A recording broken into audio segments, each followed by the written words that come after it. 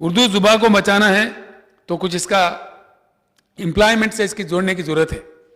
उर्दू पढ़ने से हमको नौकरी नहीं मिलता, ये भावना लोगों में से चले जाए, तभी उर्दू को हम बचा पाएंगे। इसीलिए उर्दू अकादमी को ठीक करने के लिए एक कदम उठा रहे हैं सरकार। पहली बार, पहले कभी किया नहीं थे, काफी डिमांड हुआ, लेकिन आज मैं ऐलान करता हूं 66 एम्प्लॉइज को इमीडिएटली हम रिक्रूट करेंगे। 60 दिन के अंदर इन लोगों को लिया जाएगा, रिक्रूटमेंट करेंगे। और इन लोगों को आज तक मुझे भी ये अच्छा बात नहीं लग रहा है, हमारे असेंबली में स्पीकर साहब के दफातर में भी कोई उर्दू पोस्ट नहीं है, चीफ मिनिस्टर के ऑफिस में भी नहीं है। गुज़िश्ता सरकारों ने कहा बहुत कुछ लेकिन किया कुछ नहीं। आज हम कुछ कदम उठा रहे हैं, तो इसीलिए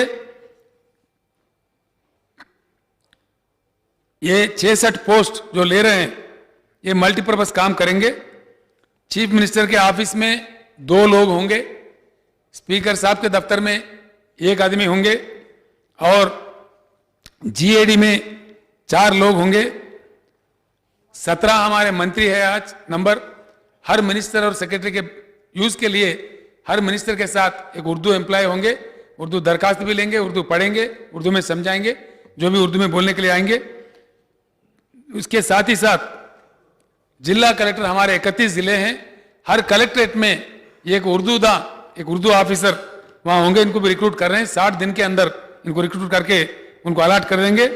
साथ ही साथ असेंबली में 2 पोस्ट मंजूर कर रहे, काउंसिल में 2 पोस्ट मंजूर कर रहे। जैसा स्पीकर साहब के पास 1 आदमी होंगे, वैसे काउंसिल के चेयरमैन साहब के पास भी 1 आदमी होंगे। और असेंबली वॉइस ट्रांसलेटर टेम्पररी अब काम कर रहे, इसको परमानेंट हम रिक्रूट करने जाएंगे। INPR में भी एक उर्दू दा को वहाँ ऑफिसर को रखेंगे, और चीफ सेक्रेटरी साहब के दफ्तर में भी एक उर्दू ऑफिसर होंगे, DGP साहब के दफ्तर में भी एक उर्दू ऑफिसर होंगे, और सिटी पुलिस कमिश्नर के दफ्तर में भी एक उर्दू ऑफिसर होंगे। इन 66 लोगों को 60 दिन के अंदर रिक्रूट करके यहाँ इनको अपॉइंटमेंट करेंगे, ये मैं आपको आश्वासन देता हूँ। और ये जिम्मेदारी हम उर्दू अकादमी को देंगे, क्योंकि उर्दू अकादमी वाले जानते हैं क्या टेस्ट कंडक्ट करना है, कैसा करना है, इनका क्वालिफिकेशन क्या होना चाहिए। सेक्रेटरी माइनॉरिटी वेलफेयर और उर्दू अकादमी के जो CEO है वो लोग बैठ के इसका फैसला लेंगे।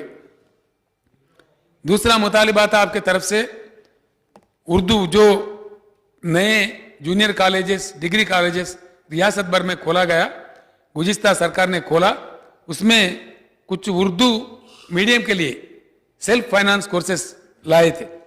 वो कुछ चल रहे, कुछ नहीं चल रहे, उस बड़ा दिक्कत हो रहा है। वहाँ पे जो स्टूडेंट है उनके लिए दिक्कत खड़ा हो गया। आप कई दिन से आप कहते आ रहे, कल भी आपने मुतालबा किया कि उर्दू सेल्फ फाइनेंस कोर्स को सरकार खुद ले लेना चाहिए। हमने कल ही इसका ऑर्डर दे दिया, आपको मैं GO का ऑफिस भेज देता हूँ। सारे जूनियर कॉलेज, डिग्री कॉलेज, जितने भी 35-40 इंस्टीट्यूशंस थे, सारे सेल्फ फाइनेंस कोर्सेज को अभी से एजुकेशन डिपार्टमेंट में ले लेगा। डिप्टी CM साहब ने इसके GOs भी इश्यू कर दिए हैं, इसमें कोई देखने की जरूरत नहीं है। दूसरा, एक अच्छी बात आपने कहा, उर्दू जुबान को बचाना तेलंगाना रियासत का फर्ज बनता है। आपके कहने से ही मैंने प्राइम मिनिस्टर साहब को चिट्ठी लिखी थी कि नीट एग्जाम जो कंडक्ट किया जाता है सारे देश भर में, उसमें उर्दू में लिखने का मौका दिया जाए। और हमारे सुझाव को मानते हुए मरकज का सरकार ने इसको मान लिया और नीट में उर्दू में एग्जाम लिखने का मौका भी दे दिया। इसी को लेके आज मैं ऐलान करता हूं, हम लोग छानबीन इसके कर रहे हैं। मैंने कह दिया है, चीफ सेक्रेटरी साहब, माइनॉरिटी वेलफेयर सेक्रेटरी साहब और हमारे AK खान साहब भी इसको देख रहे हैं।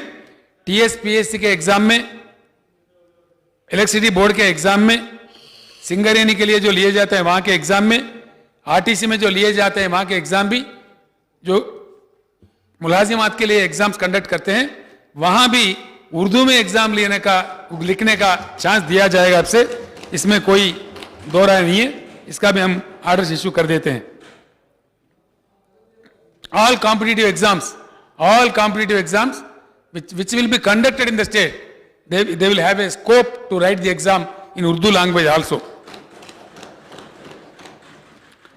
आपका मुतालिबा ये भी था, हमारे तारीखी कॉलेजेस है फलुकनुमा और चंचलगुड़ा, इनके लिए बिल्डिंग सैंक्शन करने के लिए हमने इसका ऑर्डर दे चुके हैं। इसका इब्तिदा के लिए इंशाअल्लाह जल्द से जल्द मैं खुद पुराने शहर में आऊँगा। इसके तामीरात को जल्द से जल्द हम शुरू करते हैं। मजलिस के तरफ से, दूसरे के तरफ से मेरे पास आया था, जामिया निजामिया पहले था जामिया निजामिया में जो भी इम्तिहान लिखते हैं, जो भी डिग्रीज मिलते थे पहले, लेकिन ये मुत्तहिदा आंध्र प्रदेश में इसको खारिज किया गया। इसको हमने रिवाइव ऑलरेडी किया है। जामिया निजामिया में जो भी पास हो जाएंगे दूसरे डिग्रियों के साथ उसको भी हानर किया जाएगा, ये भी हमने कर दिया है, ये ऑलरेडी इंप्लीमेंट हो गया है। डिपार्टमेंट को चलाने में नीचे के दर्जे में हमारे पास उर्दू के ऑफिसर्स नहीं है। डिस्ट्रिक्ट लेवल में, डिवीजन लेवल में बिल्कुल बर्खास्त हो गए। इन चीज़ों के लिए भी करने के लिए महाराष्ट्र सरकार ने, कल आप कह रहे थे आपके तकरीर में, कुछ इंतजाम किया है। मैंने डिप्टी सीएम साहब से गुजारिश किया, कडियम सियारी साहब से, वो एक डेलीगेशन लेके जल्द से जल्द महाराष्ट्र दौरा करेंगे, उसको स्टडी करके आ जाएंगे। वो अगर अच्छा है तो उससे इम्प्रूव्ड वैरायटी में हम भी उसको यहाँ पे इम्प्लीमेंट करने का पूरा कोशिश करेंगे। उर्दू सेकंड लैंग्वेज, ये भी बड़े दिन से डिमांड है हमारे पास। मुत्तहिदा आंध्र प्रदेश में इसका कोई अलग ही ढंग था, जो कि उसमें 23 जिलों में कुछ जगह उर्दू जानने वाले थे ही नहीं, लेकिन कुछ जिलों में लागू कर रहे थे, कुछ जिलों में नहीं कर रहे थे। आज मैं ऐलान करता हूं, जिले को यूनिट नहीं कंसिडर करते हुए स्टेट एक यूनिट बना के सारे तेलंगाना रियासत में Urdu will be considered, Urdu will be practice as a second official language.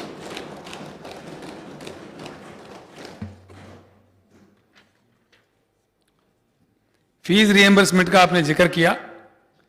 2014 और 2015-16, 2014-15 और 15-16 का जो बकाया, जो ड्यूस है, ये सच है। आपने जो कहा बिल्कुल सच है। वो आपके सामने कल भी चर्चा इसका हुआ था। वो 57 करोड़ से उसको कल ही ऑर्डर दे दिए, जल्द से जल्द उसको ड्यूस क्लियर कर रहे हैं।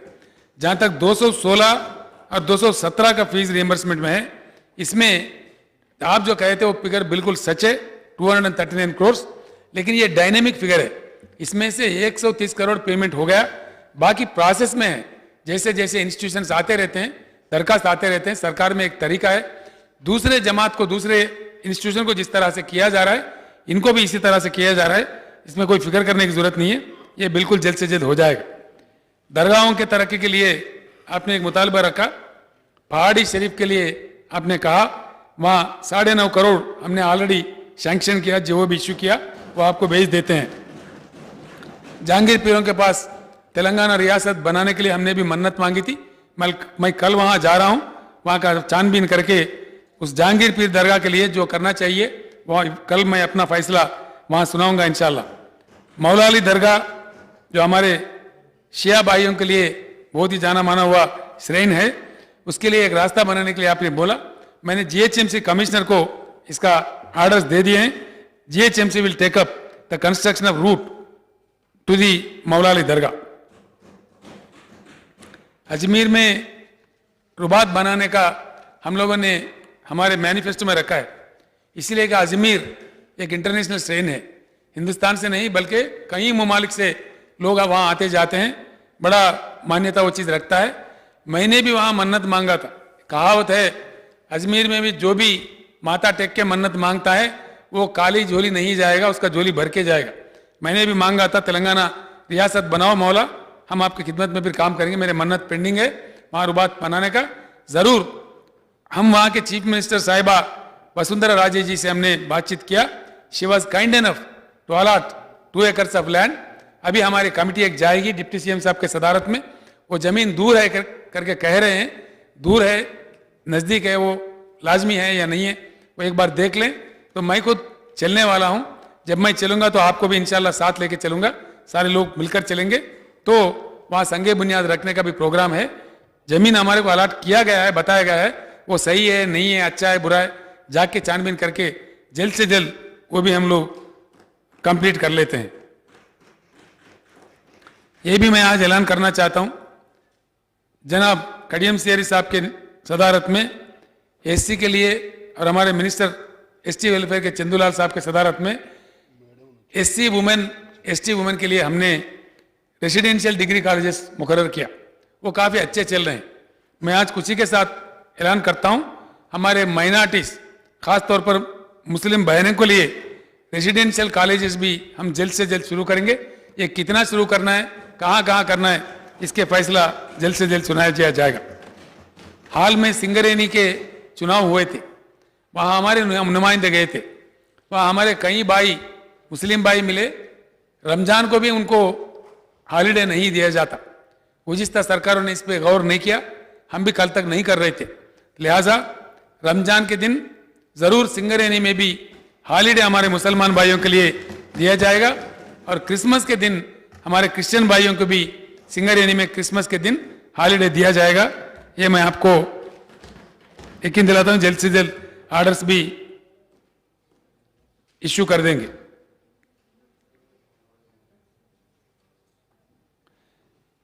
అధ్యక్ష, తెలంగాణలో మనందరికి తెలిసినట్టుగా ముస్లింల సంఖ్య చాలా ఎక్కువ, తర్వాత మైనారిటీస్ వాళ్ళు కూడా ఉన్నారు. వీరికి సంబంధించి విద్యా విషయాలలో కొన్ని చర్యలు తీసుకున్నాం. నేను తీసుకున్న చర్యలు చాలా వరకు వివరించాను. నిన్న వచ్చిన డిమాండ్ల విషయంలో కూడా స్పందించి చెప్పడం జరిగింది. ఇందులో ప్రార్థనా మందిరాలలో పనిచేసే వాళ్ళు, హిందూ దేవాలయాలలో పనిచేసే పూజారులకు ఈ మధ్యనే ప్రభుత్వ ఉద్యోగస్తులతో సమానంగా వేతనాలు ఇచ్చే నిర్ణయాన్ని ప్రభుత్వం తీసుకున్నది. ధార్మిక పరిషత్తు ద్వారా వాళ్లకు నెల నెల రెగ్యులర్గా జీతాలు ఇచ్చే ప్రయత్నం చేస్తూ ఉన్నాం. గతంలో ఎప్పుడు లేదు, ఏ ప్రభుత్వం కూడా ఆలోచించలేదు. కానీ మసీదులలో పనిచేసేటువంటి ఇమాంలకు, మౌజన్లకు 1000 రూపీస్ ఇస్తామని మేము మా ఎన్నికల్లో చెప్పాం. దాన్ని అమలు చేశాం. మధ్యలో డిమాండ్ వస్తే దాన్ని 1500కు పెంచాం. దీన్ని కూడా భవిష్యత్తులో పెంచే ప్రయత్నం చేస్తాం. అధ్యక్ష, ఇప్పటి వరకు ప్రభుత్వానికి 8931 మంది ఇమాం మౌజన్లు దరఖాస్తులు పెట్టుకున్నారు. వారందరికీ కూడా ఈ శాలరీ ఇస్తూ ఉన్నాం.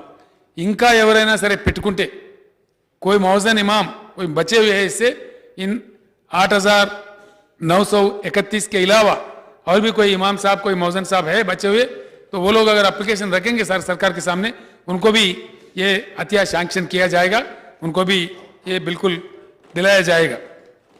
అధ్యక్ష, ఇంకొక విషయం కూడా ఈ సందర్భంలో నేను చెప్పాల్సిన అవసరం ఉంది. ఇది నా బాధ్యతగా నేను భావిస్తా ఉన్నా. మైనారిటీల వెల్ఫేర్కు ప్రభుత్వం కట్టుబడి ఉందని చెప్పడంతో పాటు కొన్ని సందర్భాలలో చెలరేగేటటువంటి ప్రచారం చేయబడేటువంటి కొన్ని అపవాదులు తెలంగాణ సమాజం మీద నుంచి కూడా తెలియాల్సి ఉంది. అధ్యక్ష, ఇది చాలా ముఖ్యమైన విషయం. ఏ రోజుకైనా సరే ఈ దేశంలో తప్పకుండా అందరం కలిసిమెలిసి ప్రేమానురాగాలతో బతకడం తప్ప వేరే మార్గం లేదు. అధ్యక్ష, ఖచ్చితంగా అందరం ప్రేమతోని అనురాగంతో కలిసిమెలిసి బతకాల్సిందే. అధ్యక్ష, ఒక విషయం బాధ కలిగిస్తూ ఉంటుంది. చాలా సందర్భాలలో కొంతమంది నన్ను విమర్శించే సందర్భంలో కూడా నయా నైజాం కేసీఆర్ అని విమర్శ చేస్తూ ఉంటారు. ఎవరిదైనా పర్వాలేదు అధ్యక్ష, తప్పు ఉంటే తప్పని చెప్పుదాం, కానీ ఒప్పును ఒప్పని చెప్పుదాం. ఎందుకు చేసినారో తెలియదు. సమైక్య పాలకులు ఒక దుర్మార్గమైన ప్రచారాన్ని పెట్టినారు, చాలా దుర్మార్గమైన ప్రచారాన్ని పెట్టినారు. దానికి అనేక ఇతరులు కూడా దోహదపడ్డారు. నేను దాన్ని ఖండిస్తూ ఉన్నాను. అది కరెక్ట్ కాదు అధ్యక్ష. ఎందుకంటే కొంతమంది అయితే ఈవెన్ తెలంగాణ ఉద్యమం జరిగే సందర్భంలో కూడా తెలంగాణ అంటేనే మీకు రజాకార్, అది తప్ప మీకేం చరిత్ర లేదు అంటే ఒక దుర్మార్గమైనటువంటి ప్రచారం చేసినారు అధ్యక్ష. అవి వాస్తవాలు కావు. తెలంగాణకు ఉజ్వలమైన చరిత్ర ఉంది, గొప్ప చరిత్ర ఉంది, అద్భుతమైన చరిత్ర ఉంది. అది వక్రీకరించబడ్డది. అది సరిచేయాల్సిన అవసరం ఉంది. తెలంగాణ సమాజం, ఇక్కడ ఉండబడే అన్ని మతాలు, అన్ని కులాలు, అన్ని వర్గాల ప్రజలు చాలా గొప్పగా బతకాలంటే డెఫినెట్గా అందరం సామరస్యంతో ఉండాలి. ఒకరి మీద ఒకరికి ఆ అసహ్యపూర్వక ధోరణి, ఏయ భావం తొలగించాల్సిన అవసరం ఉంది. ఆ బాధ్యత తెలంగాణ ముఖ్యమంత్రిగా నా మీద ఉంది అధ్యక్ష. నేను వెనక్కిపోవడం లేదు. అందుకే నేను తెలంగాణ ఉద్యమంలో ఉన్నప్పుడు నిజాం కుటుంబీకులను రిక్వెస్ట్ చేస్తే నేను ఆయన సమాధిని సందర్శించడం జరిగింది అధ్యక్ష. ఆనాడున్న సమైక్య పాలకులు చాలా పెద్ద దాడి చేసినారు నా మీద. నేను అపరాధం చేసినట్టుగా చేసినారు. టీవీ చర్చలలో కూడా